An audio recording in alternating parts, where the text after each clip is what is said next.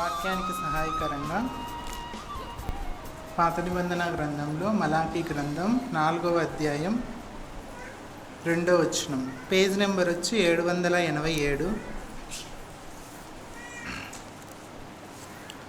Page number 787, Malachi గ్రంథం 4వ అధ్యాయం 2వ వచనం.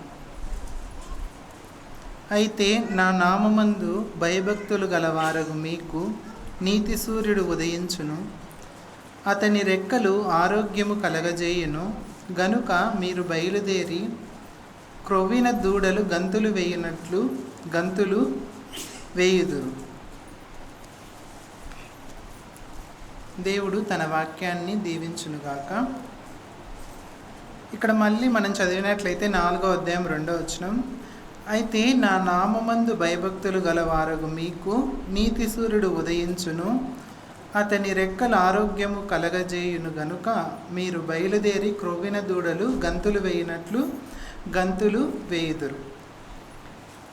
ఇక్కడ మనం చూసినట్లయితే ఎవరికి ఇవన్నీ కలగజేస్తానని చెప్తున్నాడు దేవుడు? నా నామమందు భయభక్తులు గలవారగు మీకు నీతి సూర్యుడు ఉదయించును. మనం బైబిల్ గ్రంథంలో చాలా చోట్ల మనం చూసినట్లయితే భయము భక్తి రెండు ఒకటే చోట ఉన్నట్లుగా మనం గమనిస్తూ ఉంటాం. అలాంటి వెంటనే వచ్చే పదాలు చెప్పండి, జంట పదాలు. కృపా సత్యములు, ఇంకా కొన్ని పదాలు ఉన్నాయి, కృపా సత్యములు, భయభక్తులు, ఇలా కొన్ని పదాలు వెంటనే వచ్చేటటువంటి జంట పదాలుగా ఉన్నాయి. భయము లేకోకుండా భక్తి లేదు, భక్తి లేకోకుండా భయము లేదు.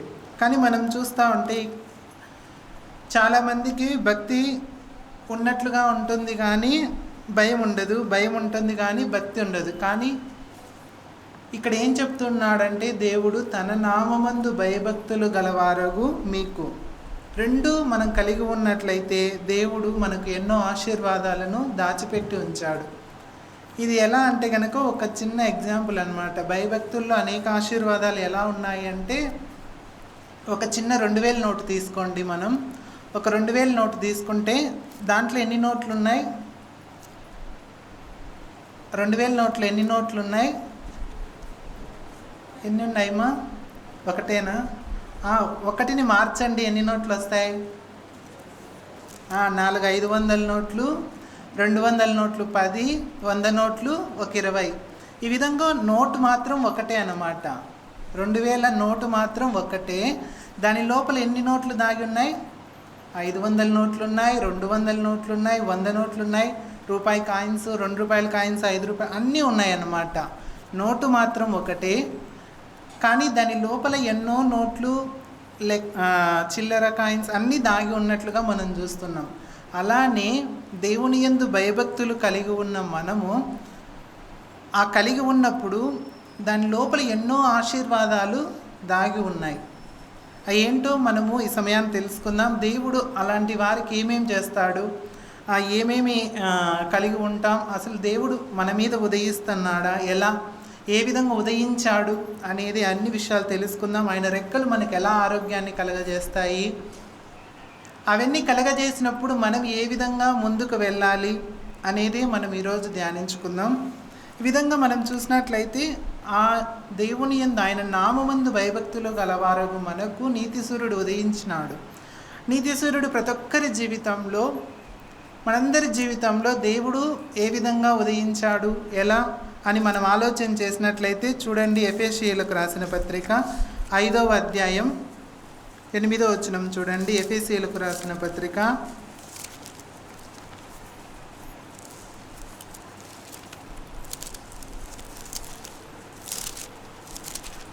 'పేజ్ నెంబర్ వచ్చి 175. ఎఫెసీయులకు రాసిన పత్రిక 5వ అధ్యాయం 8వ వచనం, మీరు పూర్వమందు చీకటై ఉంటిరి, ఇప్పుడైతే ప్రభువునందు వెలుగై ఉన్నారు. ఒకప్పుడు ఎవరమంట? పూర్వమందు మనం ఏమై ఉన్నాము? చీకటై ఉన్నాం. చీకటిలో ఉన్న వారం కాదు, కానీ అసలు ఏమై ఉన్నాం? మనము చీకటి అయి ఉన్నాం.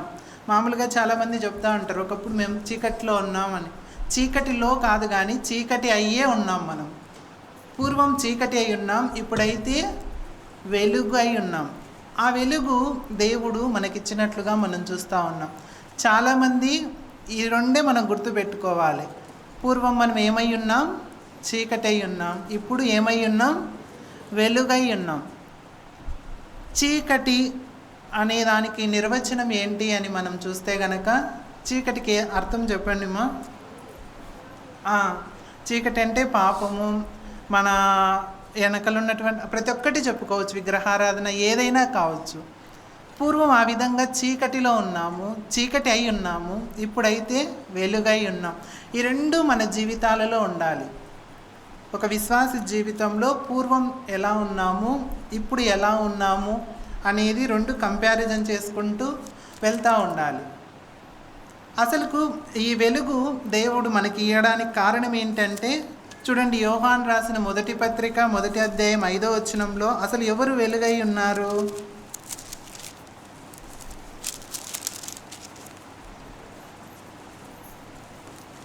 మొదటి అధ్యాయం 5వ వచనం చూడండి. మేమాయన వలన విని మీకు ప్రకటించు వర్తమానమేమనగా, దేవుడు వెలుగై ఉన్నాడు, ఆయన యందు చీకటి ఎంత మాత్రమును లేదు. ఎవరు ఆ వెలుగు? మన మీద ప్రకాశిస్తున్నటువంటి వెలుగు ఎవరు అంటే దేవుడే. మనము దేవుణ్ణి 3 రకాలుగా పిలుస్తూ ఉంటాం. దేవుడు వెలుగని, ఇంకా దేవుడు ప్రేమ అని, దేవుడు జీవంనిచ్చేవాడని.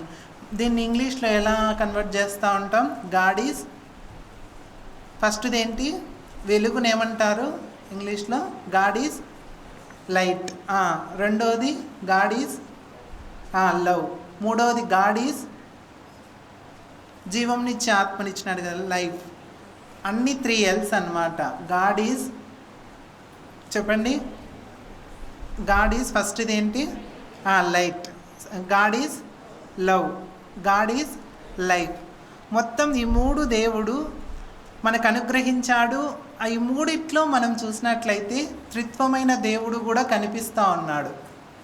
ఎలానో చెప్పండి. ఫస్ట్ ఎవరు? గాడ్ ఈజ్ లైట్, దేవుడు వెలుగై ఉన్నాడు.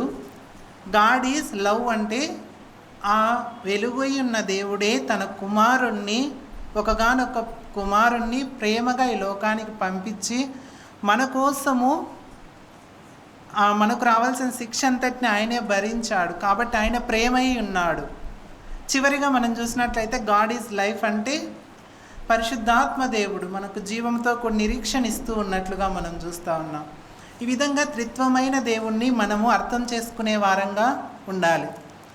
ఈ విధమైన త్రిత్వము దేవుడు అనేది అర్థం కాకోకుండా ఉండడాన్ని బట్టి చాలామంది ఏం చేశారు అంటే, చూడండి, రోమియోలకు రాసిన పత్రికలో, రోమియోలకు రాసిన పత్రిక 1వ అధ్యాయం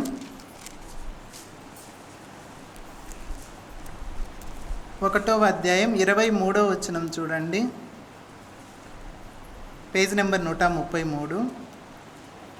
వారు అక్షయుడగు దేవుని మహిమను క్షయమగు మనుష్యుల యొక్కయు, పక్షుల యొక్కయు, చతుష్పాద జంతువుల యొక్కయు, పురుగుల యొక్కయు ప్రతిమా స్వరూపముగా మార్చిరి.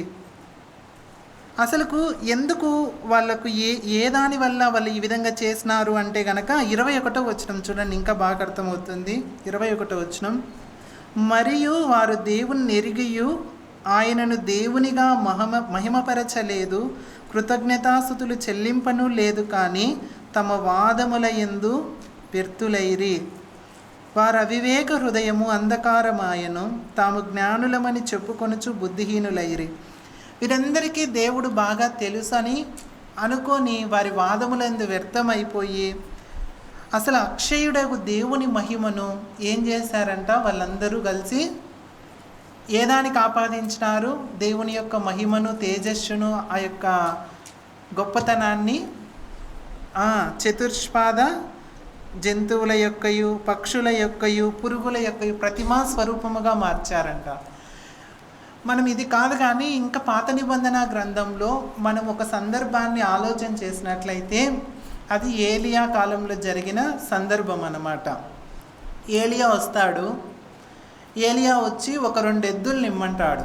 2 ఎద్దుల్ని తీసుకురమ్మని, ఒక ఎద్దు ఏమో తన దగ్గర ఉంచుకుంటాడు ఏలియా దగ్గర, రెండో ఎద్దేమో అక్కడ ఉన్నటువంటి బయలు ప్రవక్తలు ఎంతమంది ఉంటారు వాళ్ళు, 400 మంది. ఒక ఎద్దును మీ దగ్గర ఉంచుకోండి, ఒక ఎద్దును నా దగ్గర ఉంచుకుంటాను. ఆ ఎద్దును తునకలుగా చేయండి, కట్టెలన్నీ బాగా చక్కగా పేర్చండి, కట్టెల కింద ఏమాత్రం అగ్గి పెట్టద్దు, దానిపైన ఎద్దుల తునకలు మొత్తం వేసేయండి అని చెప్తాడు. అని చెప్పి ఏం చెప్తాడంటే, అది కాల్చబడాలంటే ఏం కావాలి, అగ్ని కావాలి. అయితే అదొక్కటి అక్కడ ఉండకూడదు అని చెప్తాడు ఏలియా. ఆ అగ్ని ఒక్కటి ఉండకూడదు, మిగతాదంతా మీరు అమర్చుకోండి. ఇప్పుడు మీరు పూజిస్తున్నారు కదా మీరు బయలుదేవతలని, ఇప్పుడు వాళ్ళని పిలిచండి, వాళ్ళు వచ్చి అగ్ని కలగజేస్తారు అని ఏలియా చెప్తాడు.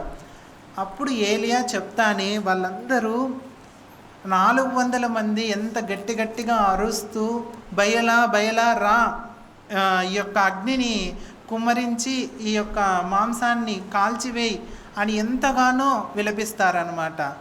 ఎంతగానో పొద్దుటి నుంచి సాయంత్రం వరకు ఎంతగానో వాళ్ళ యొక్క భాషలో ప్రార్థన చేసుకుంటూ బయలా దిగిరా అని ఎన్నో రకాలుగా ప్రార్థిస్తారు. కానీ ఏం లాభం లేదు, తిరిగి రాడు. అప్పుడు ఏలియా అంటాడు, ఏమంటాడు అంటే, మీ దేవత ఏమన్నా నిద్రపోతున్నాడేమో, లేపండి, లేకోకుంటే ఇంకా ప్రయాణం అయిపోతున్నాడేమో, ఎక్కడికన్నా వెళ్ళి గట్టిగా కేకలు వేయండి, లేస్తాడేమో, ప్రయాణం అయిపోయేవాడు ఆగిపోతాడేమో అన్నట్లుగా ఏలియా చెప్తే వాళ్ళు ఇంకా ఏం చేస్తారంటే కనుక వాళ్ళకున్నటువంటి ఆ కత్తులను తీసుకొని ఆ దేహాన్ని అంతా కోసుకుంటూ ఆ రక్తం అంతా ఒలికిస్తూ ఉంటారు. అంటే వాళ్ళు బయలుదేవతను కిందికి రప్పించాలనే ఉద్దేశంతో వాళ్ళు ఎంత క్రూరత్వంగా చేస్తూ ఉంటారు. గట్టిగా కేకలు వేయడము, వాళ్ళ దేహాన్ని అంతా కోసుకోవడం, రక్తాన్ని చిందించడం, ఇవన్నీ ఏ విధంగా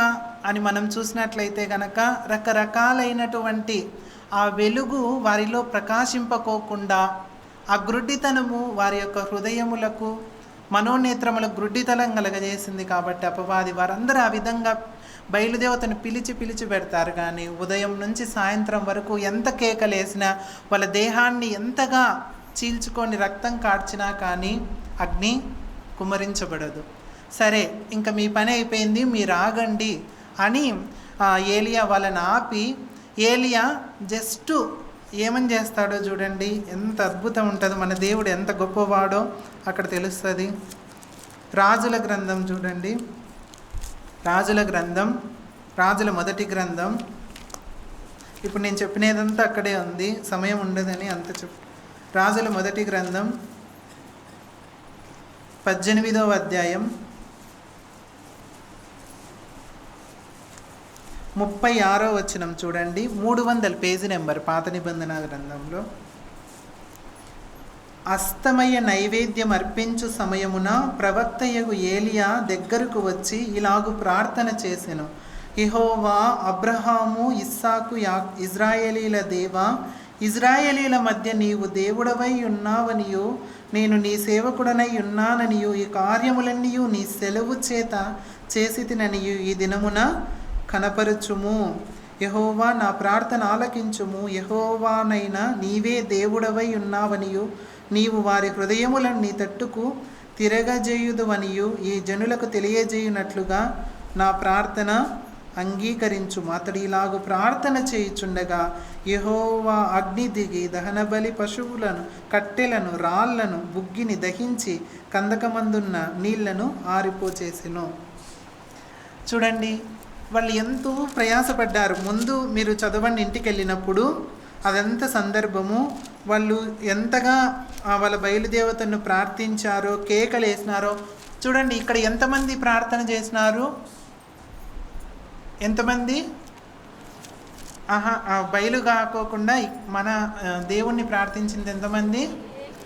ఏలియా ఒక్కడే. వాళ్ళు ఎంతమంది? 400 మంది. ఇప్పుడు చెప్పండి, 400 మంది కేకలు గట్టిగా వేస్తే వినపడుతుందా? ఒక్కరు కేక గట్టిగా వేస్తే వినపడుతుందా? 400 మంది గట్టిగా వేస్తే, 400 మంది ఉదయం నుంచి సాయంత్రం వరకు ఎంతో వేదనతో ఎంతో గట్టిగా అరుస్తూ ప్రార్థిస్తున్నారు. అంతేకాకుండా దేహంతో వారి యొక్క రక్తాన్ని కారుస్తూ ఉన్నారు. ఇవన్నీ చేస్తూ ఉన్నా కానీ ఆ బయలు కరుణించలేదు, అగ్ని కురిపించలేదు. కానీ ఏలియా ఒక్కడే ప్రార్థన చేసినాడు. ఏమంటే, అబ్రహాం, ఇస్సాక్, ఇజ్రాయేలీల దేవా, నీవు నీ మహిమని ఎదుట కనపరచని అగ్ని కురిపించు అంటే గనక దేవుడు మాట్లాడుకోకుండా అగ్ని కురిపించినట్లుగా మనం చూస్తూ ఉన్నాం. ఇటువంటి దేవుని ప్రత్యక్షత తెలియకోకుండా ఉంది. తెలిసినా కానీ మనమందరం ఎలా ఉన్నాము అంటే దేవుని యందు భయము భక్తి లేకోకుండా జీవిస్తూ ఉన్నాం. ఇక్కడ మనం చూసినట్లయితే వాళ్ళందరికీ తెలుసంట దేవుడెవరో తెలుసంట. దేవుడెవరో తెలిసినా కానీ వాళ్ళు ఏం చేయలేదంట. చెప్పండి, రోమీలకు రాసిన పత్రికలో కృతజ్ఞతాస్తుతులు చెల్లించను లేదు, ఏం చేయడం లేదు. దేవుడని తెలుసు అందరికీ, దేవుడు గొప్పవాడని తెలుసు, కానీ ఆయనకు కృతజ్ఞతాస్తుతులు చెల్లించడం కానీ అవన్నీ చెయ్యం. అవన్నీ ఎవరికెవరికో ఆపాదిస్తూ ఉంటాం. అక్షయుడైన దేవుని మహిమను క్షయమైపోతూ ఉంటాయి కదా, వాటన్నిటికీ మనం ఆపాదిస్తూ ఉంటాం. అవి ఎవరికైనా కావచ్చు, మనుషులకైనా కావచ్చు, ఇంట్లో వ్యక్తులకైనా కావచ్చు, మన ఇంటి సభ్యులకైనా కావచ్చు. దేవునికి ఆపాదించే మహిమను, దేవునికి అందవలసిన స్తుతిని మనం ఏమనుకుంటాం, మనం విగ్రహారాధన చేయడం లేదు కదా అనుకుంటా ఉంటాం. అది కాదు. కానీ ఏదైనా సరే క్షయమైపోయే వాటికే మనము ఎక్కువగా దేవుని మహిమను ఆపాదిస్తూ ఉంటాం. అలా చేయడం కరెక్ట్ కాదని దేవుడు సెలవిస్తూ ఉన్నాడు. కాబట్టి దేవుణ్ణి దేవునిగా చూస్తూ ఆ వెలుగు మనలో ఉదయిస్తూ ఉంది, మనలో ప్రసరిస్తూ ఉంది. ఆ ప్రసరించినప్పుడు చాలా అద్భుతాలు జరుగుతూ ఉన్నాయి. ఈ విధంగా దేవుడు ప్రేమ స్వరూపిగా ఉన్నాడు, ఆయన వెలుగుగా ఉన్నాడు, ఆయన జీవంనిచ్చేవాడుగా ఉన్నట్లుగా మనం చూస్తూ ఉన్నాం. ఆ తర్వాత దేవుడు మనలో ఉదయిస్తూ ఉన్నాడు. ప్రతి ఒక్కరి జీవితంలో దేవుడు ఉదయించాడు. పూర్వము మనమందరం చీకటి అయి ఉన్నాము, ఇప్పుడైతే దేవుని యందు వెలుగై ఉన్నాము అన్నమాట. వెలుగులో ఉన్నటువంటి మనము తర్వాత దేవుడిచ్చే వాగ్దానం ఏంటి? తర్వాత దేవుడు ఏం చేస్తున్నాడు? ఆయన రెక్కల క్రింద ఏం కలగజేస్తానంటున్నాడు? ఆరోగ్యం కలగజేస్తానంటున్నాడు. ఆరోగ్యము అంటే ఏమనుకుంటా ఉన్నాం మనం అందరం? చెప్పండి. ఇందాక ప్రకటనలు కూడా చాలామంది చాలా రకాలుగా ఇచ్చారు. బాగాలేదు, ప్రార్థన చేయండి అని. శరీరపరంగా వచ్చే అనారోగ్యాలు ఏంటి చెప్పండి? ఏమేమి చెప్పండి? ఎక్కువ మందికి వచ్చేది జ్వరము, జలుబు, దగ్గు, తలనొప్పి, ఇంకా రకరకాలుగా అనారోగ్య పరిస్థితులు అని చెప్తూ ఉంటాం. సరే, దేవుడు వీటికి ఆరోగ్యం కలగజేస్తానంటున్నాడా? ఆయన రెక్కల క్రింద ఆత్మీయ స్థితిలో అనారోగ్య పరిస్థితులు ఏంటేంటో చెప్తారా? ఆత్మీయంగా ఇప్పుడు శరీరపరంగా చెప్పినారు కొన్ని, ఏంటేంటి? జ్వరము, తలనొప్పి, ఇవన్నీ చెప్పినారు. అనారోగ్యపరంగా ఆత్మీయంగా అనారోగ్యము ఏంటేంటో చెప్పండి, గెస్ చేయండి. చెప్పండి మా. అనారోగ్యం ఆత్మీయ జీవితంలో అనారోగ్యం ఎప్పుడు రాలేదా మీ అందరికీ? ఎవరికి అనారోగ్యం ఆత్మీయ జీవితంలో? అవిశ్వాసం ఒకటి, ఒక్కొక్కసారి భయపడుతూ ఉంటాం పరిస్థితులకు, భయం ఒకటి. ఇంకొకటి మూడవది ఒక్కొక్కసారి సహవాసం నుంచి కూడా దూరం అయిపోతూ ఉంటాం. ఇవన్నీ కొన్ని అనారోగ్య పరిస్థితులు ఆత్మీయ జీవితంలో. మనం ఎంతవరకు మన శారీరక జీవితంలో ఏవేవైతే అనారోగ్యం ఉన్నాయో అవే అనారోగ్యం అనుకొని వాటికే ఎక్కువగా ఇస్తూ ఉంటాం. ఒక్కరు కానీ మా ఆత్మీయ జీవితం కొరకు ప్రార్థన చేయండి అని ఒకరన్నా కోరుకుంటారని ఎప్పుడన్నా నేను చూస్తూ ఉంటాను. ఎవరినైనా కానీ ఎవరం కోరుకోం. దేవుడు అలా అనారోగ్య పరిస్థితుల్లో, ఆత్మీయంగా అనారోగ్య పరిస్థితుల్లో ఉన్నటువంటి వారికి ఎలా ఆరోగ్యం ఇస్తున్నాడు, వారిని ఎలా బలపరుస్తున్నాడో ఒక ముగ్గురిని చూపిస్తాను చూడండి. యోహాను సువార్త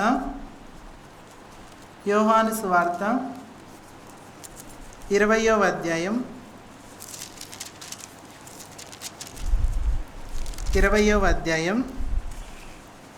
24వ వచనం చదువుకుందాం. యోహాను సువార్త 20వ అధ్యాయం 24వ వచనం, 101 పేజీ నెంబర్, కొత్త నిబంధన గ్రంథంలో. యేసు వచ్చినప్పుడు 12 మందిలో ఒకడైన దిదుమ అనబడిన తోమ వారితో లేకపోయెను. గనుక తక్కిన శిష్యులు మేము ప్రభువును చూచితిమని అతనితో చెప్పగా, అతడు నేను ఆయన చేతుల్లో మేకుల గురుతును చూచి నా వేలు ఆ మేకుల గురుతుల్లో పెట్టి నా చెయ్యి ఆయన ప్రక్కలో ఉంచితేనే గాని నమ్మనని వారితో చెప్పాను. 8 దినములైన తర్వాత ఆయన శిష్యులు మరలా లోపల ఉన్నప్పుడు తోమా వారితో కూడా ఉండెను. తలుపులు మూయబడి ఉండగా యేసు వచ్చి మధ్యను నిలిచి మీకు సమాధానం కలుగునుగాక అనెను. తర్వాత తోమాను చూచి నీ వ్రేలు ఇటు చాచి నా చేతులు చూడుము, నీ చెయ్యి చాచి నా ప్రక్కలో ఉంచి అవిశ్వాసివి కాక విశ్వాసివై ఉండుమనెను. దేవుడు ప్రత్యక్షమైనప్పుడు ఎవరు లేరు? తోమా లేడు. అది ఎవరిది తప్పు? తోమా తప్ప లేకుంటే ప్రభువు తప్ప? లేనప్పుడు తోమాదే తప్పు. కానీ తోమా ఏమంటూ ఉన్నాడు అంటే,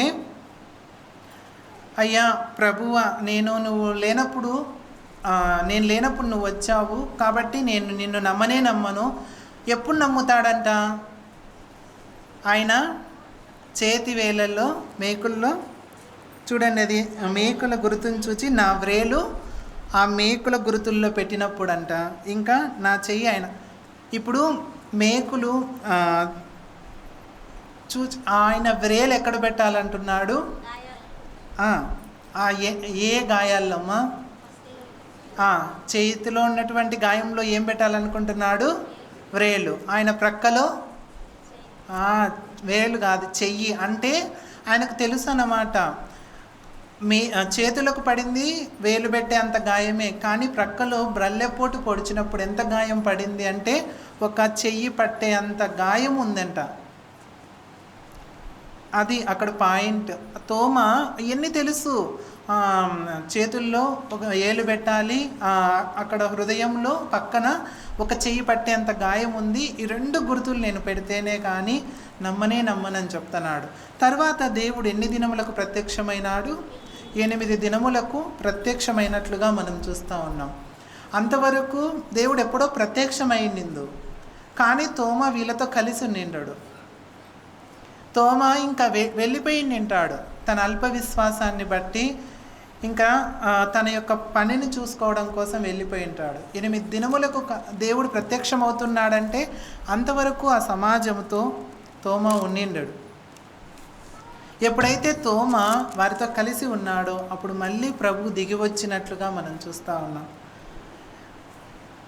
దేవుడు వదిలేయచ్చు కదా, తోమ నమ్మితే నమ్మకపోతే ఏమి అని దేవుడు వదిలేసి ఉండొచ్చు. కానీ ఆయన ఎలాంటి వాడు అని మనం చూసినట్లయితే, ఆత్మీయ జీవితంలో ఎవరైతే అల్ప విశ్వాసానికి వెళ్ళిపోతున్నారో, దేవుని నుంచి అవిశ్వాసంగా దూరం వెళ్ళిపోతున్నారో, ఆయన పడిపోయిన వారిని లేపుతాడా? పడిపోవచ్చున్న వారిని లేపుతాడా?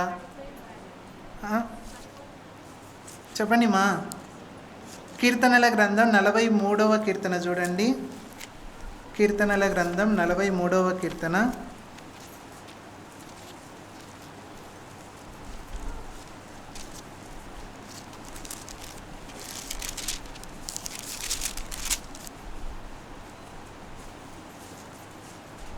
కీర్తనల గ్రంథం ఆ పడిపోవుచున్న వారిని లేపుతాడని వచనము ఎక్కడ ఉంది చెప్పండి కొంచెం.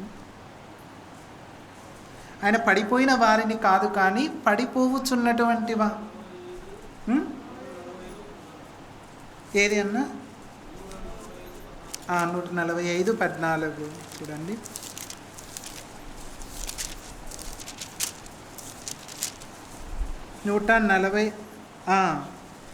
ఇదే పేజ్ నెంబర్ 528, కీర్తనలు 145:14 చరణం చూడండి. యెహోవా పడిపోవు వారినందరినీ ఉద్ధరించువాడు, కృంగిపోయిన వారినందరినీ లేవనెత్తువాడు. ఫస్ట్ వచనం చూడండి. యెహోవా పడిపోవు వారినందరినీ. పడిపోవు వారందరూ అంటే పడిపోయిన వారనే, పడిపోవడానికి సిద్ధంగా ఉన్నవారనే? పడిపోవడానికి సిద్ధంగా ఉన్నటువంటి వారని. ఈ విధంగా మనం చూసినట్లయితే తోమ పడిపోతున్నాడు. ఇంకా మళ్ళీ దేవుడు ప్రత్యక్షం కాకపోతే ఇంకా అవిశ్వాసిగానే వెళ్ళిపోయేవాడేమో. అల్ప విశ్వాసంతోనే వెళ్ళిపోయేవాడేమో. అందుకని దేవుడు అలాంటి వారిని కూడా పైకి లేవనెత్తడం కోసం తన్ను తాను మరలా తోమాకు ప్రత్యక్షపరచుకొని ఆ వేలులో ఆ చేతుల్లో ఆయన వ్రేలును పెట్టేటట్లుగా, ఆయన ప్రక్కలో ఆయన చెయ్యి పెట్టేటట్లుగా దేవుడు చేసుకున్నాడు. ఇటువంటి అనారోగ్య పరిస్థితుల్లో దేవుడు ఆయన రెక్కల క్రింద ఆరోగ్యం ఇచ్చినట్లుగా మనం చూస్తూ ఉన్నాం. ఇంకొంచెం కిందికి వస్తే, ఇప్పుడు ఒక వ్యక్తి అయిపోయినాడు తోమా. ఇంకొక కిందికి వస్తే కనుక యోహాను సువార్తలోనే ఇంకొక వ్యక్తి ఉన్నాడు. యోహాను సువార్త 21వ అధ్యాయం 3వ వచనం చూడండి. 3వ వచనం, సీమోను పేతురు, నేను చేపలు పట్టబోదునని వారితో అనగా, వారు మేమును నీతో కూడా వచ్చేదమనిరి. వారు వెళ్ళి దోణి ఎక్కిరి, కానీ ఆ రాత్రి ఏమీయూ పట్టలేదు. ఇప్పుడు రెండో వ్యక్తి ఎవరు? సీమోను పేతురు. సీమోను పేతురు అంత అయిపోయింది. ఇంకా యేసుక్రీస్తు ప్రభు వచ్చాడు భూలోకానికి, 33.5 సంవత్సరం సేవ చేశాడు. తర్వాత తను సిలువకేసినారు, దేవుడు చనిపోయాడు, 3వ దినమున మృత్యుంజయుడు తిరిగి లేచాడు, వాళ్ళందరికీ ప్రత్యక్షమవుతూ వచ్చాడు. ఆ తర్వాత అన్నీ అయిపోయిన తర్వాత సీమోను పేతురు ఒకటే అంటున్నాడు అక్కడ ఉన్నటువంటి వారందరితో, మీరు వస్తారా నాతో పాటి అంటే అందరు ఏమని తలుపుతున్నారు? వస్తామంటున్నారు. చూడండి, నాకు ఒక్కోసారి అనిపిస్తూ ఉంటుంది, మనం ఏదైనా దేవుని కార్యాలను చేయడానికి కానీ ఎవరినైనా పిలిస్తే గనక రండి అని, అప్పుడు ఉండదు ఐక్యత. కానీ దేవుని నుంచి దూరంగా వెళ్ళిపోవాలి అన్నప్పుడు అప్పుడు అందరం ఐక్యమత్యంగా కూడి వస్తూ ఉంటారు. అంతకుముందు దేవుని దగ్గరకు రా అంటే ఆయన అంత గొప్పవాడా, నజరేతులో నుంచి అంత మంచిది రాగలుగుతాదా అని అనేక మంది ప్రశ్నించారు దేవుని దగ్గరకు రమ్మంటే. ఇప్పుడు మాత్రం వలలు పట్టి వెళ్ళిపోదాము అంటే గనక అందరూ ఐకమత్యంగా కూడి పదాంపా అని చెప్తున్నారు. కానీ ఒక్కరు కూడా నేను అద్భుతాలు చూసినాం. 2 చేపలు 2 రొట్టెలు 5 రొట్టెలు 2 చేపలను 5,000 మందికి పంచిన దేవుడు, ఇంత గొప్పతనం చూసినాము. ఆయన పోషించడా? మనం ఎందుకు భయపడుతున్నాము పోషణ కోసం అని ఒక్కరు కూడా ఏమే కానీ చెప్పలేదు. ఆయన ఏం చెప్తే అది చేద్దామన్నట్లుగా అందరూ వలలు వేయడానికి వెళ్ళిపోతున్నట్లుగా మనం చూస్తూ ఉన్నాం. అదే దేవుని దగ్గరికి రావడానికి, దేవుని పనులు చేయడానికి ఏమాత్రం ఐకమత్యంగా సహకారంగా ఉండదు. కానీ దేవుని నుంచి దూరం వెళ్ళిపోయేటప్పుడు అందరం ఐకమత్యంగా వెళ్తూ ఉంటాం. ఇక్కడ సీమోను పేతురు పిలవంగానే అందరు ఐక్యంగా కూడి వస్తూ ఉన్నారు. ఒక్కరికి కూడా ప్రభువు గుర్తు రాలేదా? సీమోను పేతురే గుర్తొస్తూ ఉన్నాడు. అసలు మనమందరం సంఘంలో ఎవరి ద్వారా చేర్చబడ్డాం? దేవుని ద్వారా చేర్చబడ్డాం, కానీ మనుషుల ద్వారా కాదు. మరి మనుషుల ద్వారా కానప్పుడు మనం ఎందుకు విడిపోతున్నాం? ఏదేదో రకరకాలుగా చేస్తూ ఉన్నాం. దేవుని ద్వారా ప్రభువును చూచి మనం ముందుకు వెళ్ళే వారంగా ఉండాలి. వీళ్ళు సీమోను పేతురును చూచి వెళ్ళిపోతూ ఉన్నట్లుగా మనం చూస్తూ ఉన్నాం. వెళ్తున్నారు, ఏమన్నా సాధించారా? వెళ్ళి ఒక్క చేపైనా పడిందా? ఏం లేదు, అంతా శూన్యం. ప్రభువుకు మనం అనుకుంటూ ఉంటాం ప్రభువుకు దగ్గరగా ఉన్నాంలే, కొంతమంది వ్యక్తులకు దూరంగా ఉన్నాము అనుకుంటూ ఉంటాం. కానీ ప్రభువుకే మనం దూరంగా ఉన్నాం కాబట్టి ఏమి సాధించలేము, అసలు అంతా శూన్యం. అలాంటి సమయంలో ఎవరు ప్రత్యక్షమవుతూ ఉన్నారు? మళ్ళీ దేవుడే ప్రత్యక్షమై ఏం చేస్తూ ఉన్నాడో చూడండి. 5వ వచనంలో, యేసు, పిల్లలారా, భోజనముకు మీ యొద్ద ఏమైనా ఉన్నదా అని వారిని అడగగా లేదని వారు ఆయనతో చెప్పిరి. అప్పుడు ఆయన దోణి కుడి పక్కన వల వేయుడి, మీకు దొరుకునని చెప్పిన గనుక వారు అలాగు వేగ చేపలు విస్తారముగా పడినందున వల లాగలేకపోయిరి. చూడండి, ఇంక నన్నే వదిలేసిపోయినారులే, ఇంక నాకెందుకు వీళ్ళు అని దేవుడు వదిలేసి వెళ్ళాడా వాళ్ళను? మళ్ళీ వాళ్ళ దగ్గరికి వెళ్తూ ఉన్నాడు.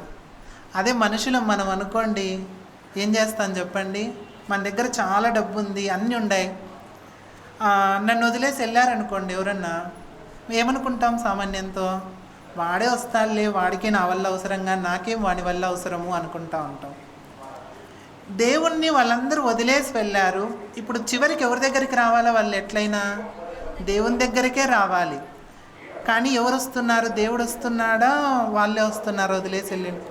దేవుడే వస్తున్నాడు. అసలు దేవుని క్యారెక్టర్ కానీ దేవుని ఒక లక్షణం కానీ మనం ఆలోచన చేసినట్లయితే ఎంత గొప్పగా ఉంటుంది అని అంత గొప్పగా ఉంటుంది. దేవుడే వస్తున్నాడు చూడండి, సర్వభూమిని, సర్వ సృష్టిని, సముద్రాన్ని, అందులో ఉన్న సమస్తాన్ని చేసిన దేవుడే వారి యొద్దకు వస్తూ ఉన్నాడు. అంటే ఎందుకోసం వారి యొద్దకు వస్తూ ఉన్నాడు? వాళ్ళని తిరిగి ఉజ్జీవింప చేయాలని. వారు ఎందుకో భయపడుతున్నారు, మాకు పోషణ తక్కువ అవుతుందని, మాకు ఏం దొరకదని వాళ్ళు భయపడుతూ ఉన్నారు. వాళ్ళని ఆ దుస్థితి నుంచి బయటికి తీసుకురావాలి అని దేవుడే వారికి ప్రత్యక్షమై వారికి చేపలను వండి పెడుతూ ఉన్నట్లుగా మనం చూస్తూ ఉన్నాం. వాళ్ళకు చేపలు దొరకలే, కానీ ఈయనకు చేపలు ఎక్కడి నుంచి వచ్చింటాయి చెప్పండి? అంతకుముందే అక్కడ చేపలన్నీ ఆయన స్వరం విని ఒడ్డుకొచ్చి చేరింటాయి. ఒడ్డుకొచ్చి చేరింటే ఆ చేపలు కొన్ని తీసుకొని దేవుడు వాటి నిప్పుల మీద కాలుస్తూ ఉండింటాడు. చేపలు ఇవి వింటున్నాయి, కానీ దేవుని మాట మనమే వినలేక పోతూ ఉన్నాం. అప్పుడే దేవుడు కుడిపక్కన వల వేయమన్నప్పుడు కుడిపక్కన వల వేశారు. విస్తారమైన చేపలు, 153 చేపలు దగ్గర పడినట్లుగా మనం చూస్తూ ఉన్నాం. వాళ్ళ జీవితంలో అన్ని చేపలు పడ్డం వాళ్ళు చూడలేదు. ఈ విధంగా దేవుడు వారిని ఉజ్జీవింపచేస్తూ ఉన్నట్లుగా, ఆదరిస్తూ ఉన్నట్లుగా, వాళ్ళని పురికొల్పుతూ ఉన్నట్లుగా చూస్తూ ఉన్నాం. ఈ విధంగా దేవుడు వారి భయపడుతున్నటువంటి సమయంలో వారికి ఆహారాన్ని సిద్ధపరుస్తూ ఉన్నాడు. అసలు దేవుడే వారి యొద్దకు వస్తూ ఉన్నట్లుగా మనం చూస్తూ ఉన్నాం. ఇంకొకటి 3వ వ్యక్తులను మనం చూద్దాం. ఫస్ట్ ఎవరు చెప్పండి? ఆత్మీయ అనారోగ్య స్థితిలో ఉన్నటువంటి మొట్టమొదటి లక్షణం ఏంటి? అల్ప విశ్వాసం. ఎవరు? తోమ అల్ప విశ్వాసం కలిగి ఉన్నాడు. తోమానే కాదు, అసలు ఇండియాకి ఎవరు వచ్చింది మనము ఫస్ట్ తోమానే. ఆనాడు తోమాను దేవుడు దర్శించుకోకుండా, దేవుడు చూడు నా గురుతులను అని చెప్పుకోకుండా అంటే తోమ వచ్చేవాడే కాదు. మనకు ఈ విధంగా సువార్త మనందరికీ తెలిసేదే కాదు. దేవుడు ఆ విధంగా వాడుకొని మనందరికీ సువార్త వెదజల్లేటట్లుగా చేసినట్లుగా మనం చూస్తూ ఉన్నాం. రెండవది మనం చూసినట్లయితే పేతురు తన యొక్క జీవనాన్ని మళ్ళీ పొందుకోవాలని తన పోషణ కోసం భయపడి ఇంకా మళ్ళీ పట్టుకొని వాళ్ళెక్కడ ఈయన్ని చంపుతారేమో అనుకొని భయపడి మళ్ళీ వెనుదిరిగిపోయినట్లుగా చూస్తూ ఉన్న సమయంలో దేవుడే ఆయనకు మళ్ళీ ఉజ్జీవాన్ని ఇచ్చి దేవుడే సుమి అని గుర్తు చేస్తూ ఉన్నాడు. తన ఉనికిని దేవుడు ఎప్పుడు గుర్తు చేసుకుంటూ ఉంటాడు. మనందరి జీవితంలో కూడా మనం మర్చిపోతూ ఉంటాం దేవుణ్ణి, కానీ నేనున్నాను అని దేవుడు ఎప్పుడు మనకు సెలవిస్తూనే ఉంటాడు. అది మనమే గుర్తించలేకపోతూ ఉంటాం. దేవుని ఉనికిని మనం మరచిపోతూ ఉంటాం, కానీ దేవుడైతే మన జీవితంలో ఆయన ఉనికిని తెలియజేస్తూనే ఉంటాడు. ప్రతిసారి మనము అట్టడుగు వెళ్ళిన స్థితిలో దేవుడు ఆయన ఉనికిని తెలియజేస్తూ, ఆయన యొక్క గొప్పతనాన్ని తెలియజేస్తూ మన కళ్ళల్లోంచి కన్నీళ్ళు వచ్చేటట్లుగా చేస్తూ ఉంటాడు. తర్వాత మూడో వ్యక్తిని మనం చూద్దాం. లూకాసు వార్త 23వ అధ్యాయం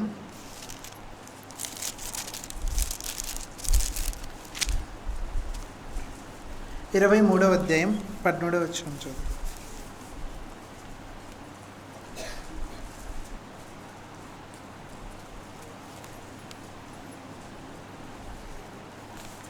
లూకాసు వార్త, మార్కుసు వార్త అనుకుంటా.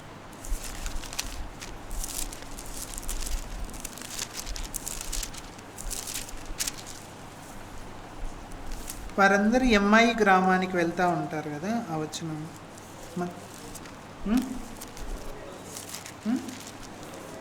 లూకాసు వార్త కదా.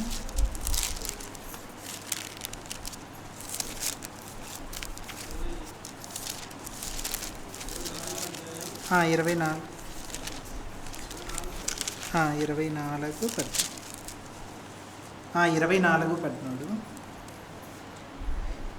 Page number 78. ఇదిగో ఆ దినమందే వారిలో ఇద్దరు యెరూషలేమున కామడ దూరమునున్న ఎమ్మాయి అను ఒక గ్రామమునకు వెళ్ళుచు జరిగిన ఈ సంగతులన్నిటినీ గూర్చి ఒకరితో ఒకరు సంభాషించుచు ఉండిరి. వారు సంభాషించుచు ఆలోచించుకొనుచుండగా యేసు తానే దగ్గరకు వచ్చి వారితో కూడా నడిచెను. ఇక్కడ జరిగిన సందర్భం ఏంటి అని మనం ఆలోచన చేసినట్లయితే, ఒక ఇద్దరు మనుషులు యెరూషలేము నుంచి వెళ్ళిపోతూ ఉన్నారంట. యెరూషలేము అనగానే మనకు గుర్తొచ్చేది ఏంటి? ఆరాధన, సహవాసము, ఇవన్నీ. వాళ్ళు ఏం చేస్తున్నారంటే అక్కడ జరిగిన సందర్భాలన్నిటినీ బట్టి వాళ్ళు ఏదేదో చెప్తా ఉన్నారు. రాయి పొర్లించబడిందంట, దేవుడు లేచాడంటే ఇవన్నీ జరుగుతూ ఉన్నాయి. అంతేకాకుండా శత్రువులు ఎత్తుకొని పోయారని, శత్రువులు అయితే కనుక వాళ్ళ శిష్యులే ఎత్తుకొని పోయారని చెప్తూ ఉన్నారని, రకరకాలైన సందిగ్ధంలో, నిరాశ నిస్పృహలో ఈ వ్యక్తులు ఉన్నారు. మనం కూడా అంతే. ఒక్కొక్కసారి మన జీవితాలలో నిరాశ నిస్పృహల మధ్య వెళుతూ ఉన్నప్పుడు మన ఇద్దరమే వెళుతూ మాట్లాడుకుంటూ ఉంటాం మనమే. అలాంటప్పుడు మనతో కూడా అలాంటి నిరాశ నిస్పృహలో ఎవరు తోడుగా నిలుస్తున్నారంట? ఎవరు వాళ్ళతో కూడా నడుస్తున్నారంట? దేవుడు నడుస్తూ ఉన్నాడు. దేవుడు నడవడం మాత్రమే కాకుండా వాళ్ళతో ఏం చేస్తూ ఉన్నాడు? సంభాషిస్తూ ఉన్నాడు. సంభాషణ చేస్తూ వాళ్ళకు ఎన్నో మాటలను చెప్తా ఉన్నాడు. చూడండి 25వ వచనం చూడండి. అక్కడే, అందుకు ఆయన, అవివేకులారా, ప్రవక్తలు చెప్పిన మాటలన్నిటినీ నమ్మని మందమతులారా, క్రీస్తు ఇలాగూ శ్రమపడి తన మహిమలో ప్రవేశించిన అగత్యము కాదా అని వారితో చెప్పి. చూడండి, ఎన్ని చెప్పుకుంటా వచ్చి దేవుడు వారికి ఏం చూపిస్తూ ఉన్నాడు? లేఖనాలను చూపిస్తూ ఉన్నట్లుగా మనం చూస్తూ ఉన్నాం. నిజానికి మనకు ఏదైనా కానీ, ఒక సమస్య కానీ ఏదైనా కానీ వచ్చినట్లయితే మనమందరము చెప్పండి, ఒక కీర్తన చెప్పండి. కీర్తన 119వ కీర్తన 105వ చరణంలో ఏముంటుంది చెప్పండి? నీ వాక్యము నా పాదములకు దీపమును, నా త్రోవకు వెలుగునై ఉన్నది. అందరం ఇదైతే బైహార్ట్ చేస్తాం, కానీ దాని అర్థం ఏంటి? నీ వాక్యం నా పాదములకు దీపము, నా త్రోవకు వెలుగై ఉన్నది. అంటే వెలుగు ఎప్పుడు అవసరము? చీకటిలో ఉన్నప్పుడే ఆ వెలుగు అవసరం. ఎందుకు? మనకు మార్గం అనేది కనిపించదు, త్రోవ అనేది కనిపించదు. అక్కడ ముళ్ళులు ఉండొచ్చు, రాళ్ళు ఉండొచ్చు, ఏవైనా ఉండొచ్చు, పాములు ఉండొచ్చు, ఏవైనా ఉండొచ్చు. కాబట్టి మనకేమవసరం? దీపము కానీ అవసరం. ఇప్పుడైతే కనుక టార్చ్ లైట్ అంటూ ఉంటాం. ఎక్కడైనా పోయేటప్పుడు టార్చ్ లైట్ పట్టుకొని వెళ్తూ ఉంటాం.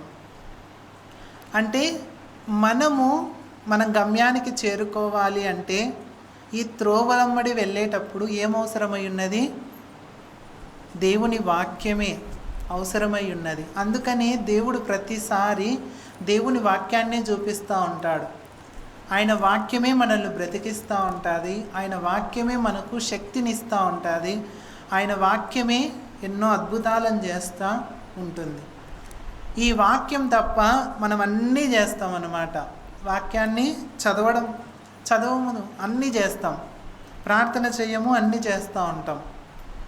దేవుడు వారి నిరాశ నిస్పృహలో వారిద్దరూ మాట్లాడుకుంటూ వెళ్తూ ఉన్న క్షణంలో దేవుడు వారికి ప్రత్యక్షమై వారితో కూడా నడుస్తూ, వారితో సంభాషిస్తూ, వారికి లేఖనాలను ఎత్తి చూపిస్తూ వాళ్ళను ఒక క్రమపరిచి వెళ్తూ ఉన్నాడు. క్రమపరిచి వెళ్ళిన తర్వాత 30వ వచనంలో చూడండి, అద్భుతం జరుగుతూ ఉంది. ఆయన వారితో కూడా భోజనమునకు కూర్చున్నప్పుడు ఒక రొట్టెను పట్టుకొని స్తోత్రము చేసి దాన్ని విరచి వారికి పంచిపెట్టగా వారి కన్నులు తెరవబడి ఆయనను గుర్తుపట్టిరి. అంతటా ఆయన వారికి అదృశ్యుడాయను. అప్పుడు వారు ఆయన త్రోవలో మనతో మాట్లాడుచు లేఖనములను మనకు బోధపరుచుచున్నప్పుడు మన హృదయం మనలో మండుచుండలేదా అని ఒకనితో ఒకడు చెప్పుకొని రాగడియలోనే వారు లేచి యెరూషలేమునకు తిరిగి వెళ్ళగా. చూడండి, వాళ్ళు యెరూషలేము నుంచి వచ్చి ఇంకా వారి పనులు చేసుకోవాలని, ఇంకా వారి నిరాశ నిస్పృహల సహవాసానికి దూరమైన పరిస్థితుల్లో ఉన్నటువంటి సమయంలో దేవుడే వారికి ప్రత్యక్షమై, దేవుడే వారితో మాట్లాడుతూ సంభాషిస్తూ, వారికి లేఖనములు ఎత్తి చూపుతూ అవన్నీ చేసే క్రమంలో వారు దేవుడిని గుర్తుపట్టి ఆ సమయంలో వారు తిరిగి యెరూషలేమునకు వెళ్ళి సంతోషంతో ఆ వర్తమానం చెప్పినట్లుగా మనం చూస్తూ ఉన్నాం. ఈ విధంగా దేవుడు మాట్లాడాలి అంటే కనుక మనమందరం మందిరానికి వస్తే దేవుడు మాట్లాడతాడు, దేవుని మాటలు ఉంటాయి. చాలామంది అనుకుంటూ ఉంటారు, మందిరానికి వస్తే మాకు వాక్యం అర్థం కాలేదు, వాక్యం ఏం లేదని. ముందు మనం శ్రద్ధగా వింటున్నామా? అసలు ఇంటి దగ్గర ప్రార్థన చేసుకొని వస్తున్నామా? దేవా నాతో ఒక్క మాట అయినా మాట్లాడని ఎవరైనా ఒక్కరైనా ప్రార్థన చేసినారమ్మా ఈరోజు? చేతులు ఎత్తండి, నిజంగా చెప్పండి. దేవా నాతో మాట్లాడాలి ఈరోజు, ఒక్క మాటైనా నా హృదయంలో పడాలి అని ఒక్కరైనా ఆశతో ప్రార్థన చేసి వచ్చామా? అలా చేసి వస్తే తప్పకుండా దేవుడు మాట్లాడతాడు. గాడిదతోనే మాట్లాడింది దేవుడు, మనుషులతో మాట్లాడ్డా చెప్పండి? ఖచ్చితంగా దేవుడు మాట్లాడతాడు. కానీ మనలో లోపం పెట్టుకొని మనం అందరిని అనడం అది చాలా తప్పు. దేవుడా నాతో మాట్లాడంటే తప్పకుండా దేవుడు మాట్లాడతాడు. తర్వాత చూడండి, ఈ విధంగా ఆత్మీయ అనారోగ్య స్థితిలో ఉన్నటువంటి మనలందరినీ దేవుడు తక్కువ అంచనా వేయడు. వాళ్ళకి ఆరోగ్యం కలగజేస్తానంటాడు. ఏ విధంగా అల్ప విశ్వాసంలో అవిశ్వాసంలో ఉన్నటువంటి వారిని పైకి లేవనెత్తుతాడు, పడిపో వారందరినీ ఉద్ధరిస్తాడు. ఇంకా ఏం చేస్తూ ఉన్నాడు ఆయన? మా పనులు మేము చేసుకుంటాం తిరిగి అని సీమోను పేతురు వెళ్ళినప్పుడు కూడా నేను ఆహారాన్ని మీకు ఇస్తాను, సిద్ధపరిచాను, రండి అని దేవుడు అక్కడ భయం స్థితిలో ఉన్నటువంటి పేతురును బలపరుస్తూ ఉన్నాడు. మూడవదిగా సహవాసం నుంచి దూరం అయిపోయి నిరాశ నిస్పృహలో ఉన్నటువంటి ఆ అమ్మాయి ప్రజలను కూడా దేవుడు తన లేఖనాలను చూపించి బలపరుస్తూ ఉన్నట్లుగా మనం చూస్తూ ఉన్నాం. ఈ విధంగా దేవుడు ఆరోగ్యాన్ని కలగజేస్తాడు. ఇవన్నీ జరిగిన తర్వాత ఇప్పుడు మన హృదయం ఎలా ఉంటుంది? అన్ని దేవుడి యొక్క లక్షణాలు అన్నీ గడిచిన తర్వాత మన హృదయము కానీ అంత ఏదాంతో నింపబడుతుంది? దేవుని వాక్యంతో నింపబడిన తర్వాత మనము క్రొవ్విన దూడల వలె గంతులు వేయచ్చు ఏం చేస్తూ ఉంటామంట? యెహోవా యందు భయభక్తులు గలవారు మాట్లాడుకుంటా ఉంటే ఏం జరుగుతూ ఉంది? యెహోవా చెవియొగ్గి ఆలకించేది ఏంటి చెప్పండి? యెహోవా చెవియొగ్గి ఆలకిస్తూ ఉంటాడు. కొన్ని మాటలు చెప్పండి, అవేంటో? మన ప్రార్థన అక్కడే ఉంది చూడండి. అది ఎంత మలాకి గ్రంథంలోనే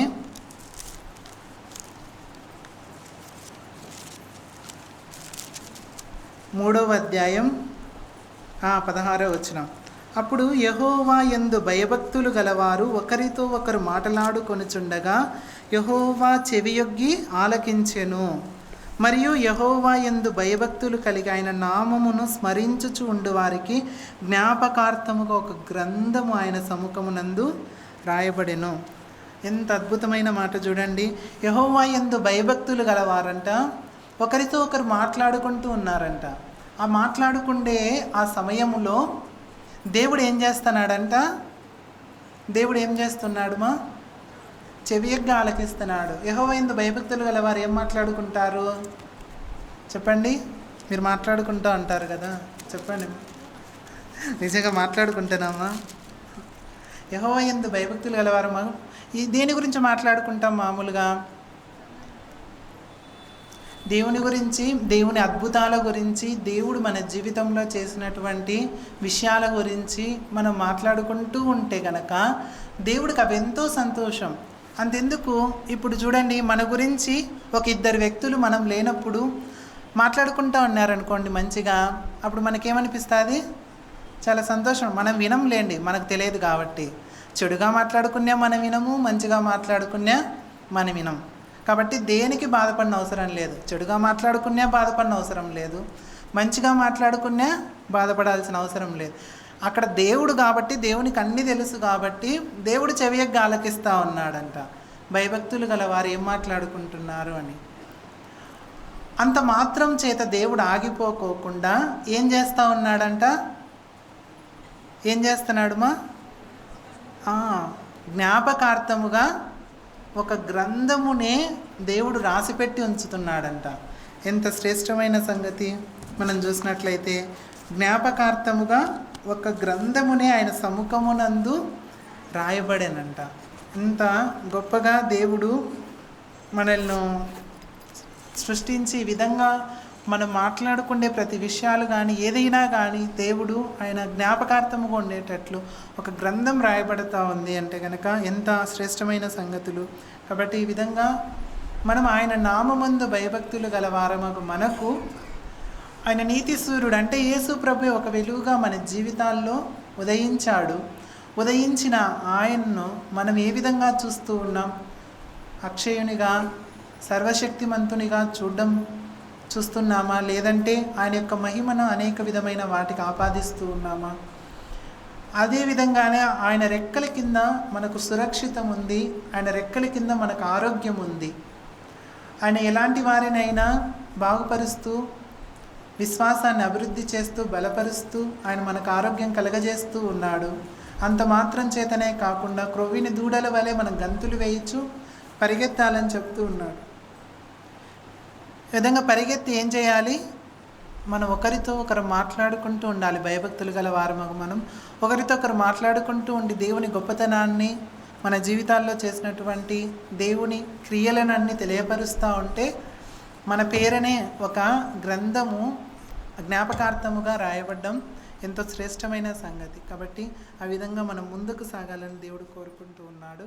దేవుడు తన వాక్యాన్ని దీవించును.